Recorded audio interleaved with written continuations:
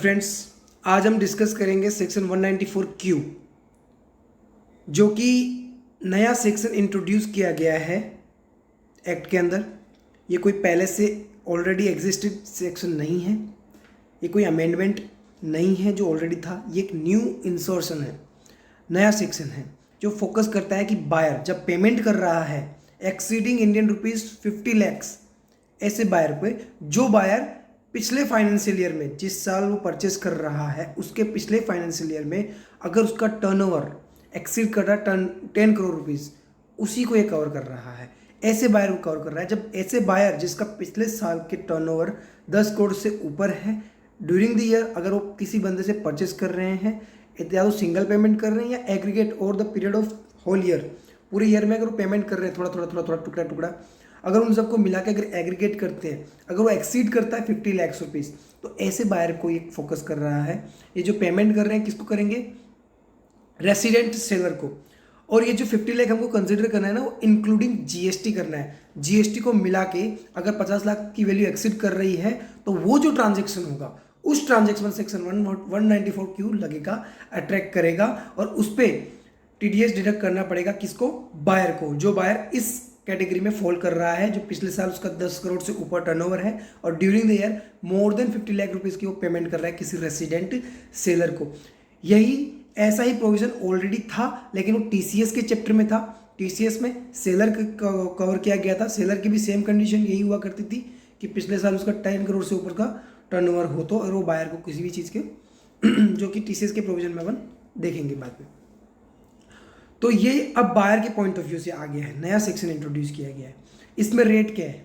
Rate 0.1% of the purchase value above Indian rupees 50 lakh.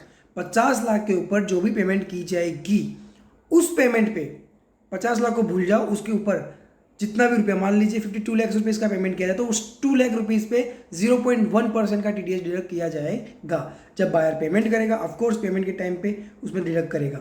तो payment और credit which ever is earlier same यहाँ पे भी कवर हो रहा है। जब बायर पेमेंट करेगा तो पेमेंट में से पैसा रख लेगा, उसको टीडीएस बोलते हैं, वो तो हमने समझा ही है। नॉन एप्लीकेबिलिटी, ये सेक्शन एप्लीकेबल कब नहीं होगा? या तो वो जो ट्रांजेक्शन हो रहा है ऑलरेडी किसी टीडीएस के प्रोविजन में कवर हो चुका है, या फिर उस ट्रांजेक्शन में टीसीएस का प्रोविजन एप्लीकेबल हो रहा है, जो कि हमने थोड़ी देर पहले डिस्कस किया था कि ऑलरेडी प्रोविजन था लेकिन ये सेलर के पॉइंट ऑफ व्यू से था।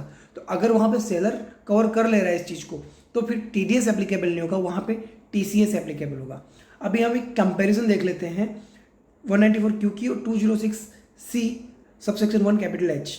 206 capital C subsection 1 capital H क्या है? ये टीसीएस का प्रोविजन है। 194 क्यू टीडीएस का प्रोविजन है जो कि नया इंट्रोड्यूस किया गया, इंसर्ट किया गया है। तो 194 क्यू के अंदर रिस्पॉन्सिबल पर्सन कौन है? यहाँ पे बायर रिस्पॉन्सिबल पर्सन है, बायर को फोकस किया गया है। और 206 सी सबसेक्शन 1 कैपिटल एच के अंदर सेलर को फोकस किया गया है। अमाउंट इन्वॉल्व दोनों में सेम है। टाइम 194 क्यू बोलता है क्रेडिट और payment which ever is earlier, जबकि 206 सी क्या बोलता है कि रिसिप्ट के टाइम पे आपको टीसीएस कलेक्ट करना है। रेट भी दोनों में सेम है 0.1%। हाँ, ये जो रेट है, अगर पेन आप प्रोवाइड नहीं कर रहे हैं, सामने वाला जब पेन नहीं दे रहा है तो रेट क्या रहेगी? तो यहाँ जाके चेंजेस है। 194 क्यों बोलता है 5%, अगर सामने पेन नहीं दिया है तो 5% उस पर टीडीएस डिडक्ट करना है, जबकि 206 1% बोलता है। नॉन एप्लीकेबिलिटी, ये दूसरे अगर एक दूसरे के ऊपर एप्लीकेबल हो रहे हैं तो सामने वाला सेक्शन एप्लीकेबल नहीं होता है। होप सो आपको एक कंपैरिजन, जो लिटिल कंपैरिजन मैंने बनाई है, एकदम ब्रीफ कंपैरिजन है, इससे जो आइडिया आ गया है, वो क्लियर हो गया है ये चीज़ कर क्या रही है, 194 क्यू किस लिए है। ऑफकोर्स 206 सी पहले से था, 194 क्यू क्यों आया, तो ये हम समझ सकते हैं कि वो सेलर के पॉइंट ऑफ व्यू से था, अब ये बायर के पॉइंट ऑफ व्यू से है। अगर सेलर कवर नहीं भी हो रहा है, बायर कवर हो रहा है, तो पहले कोई प्रोविज़न नहीं था, पर अब प्रोविज़न आ चुका है 194 क्यू। Thank you.